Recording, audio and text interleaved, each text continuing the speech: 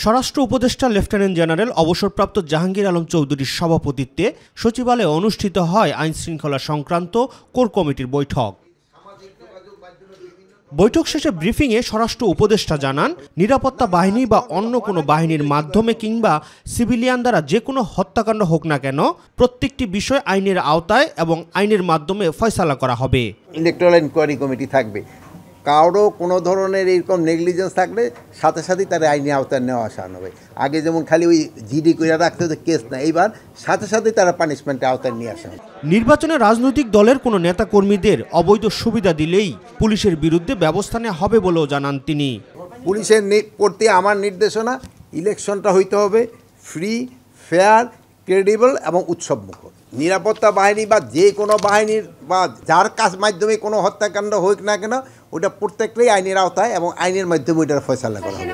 লুট হওয়া অস্ত্র উদ্ধার অভিযান চলমান রয়েছে জানিয়ে নির্বাচনের সময়ে সেনাবাহিনীর ম্যাজিস্ট্রেসি পাওয়ার থাকবে কিনা তা তখনই জানা যাবে বলেও জানান স্বরাষ্ট্র উপদেষ্টা।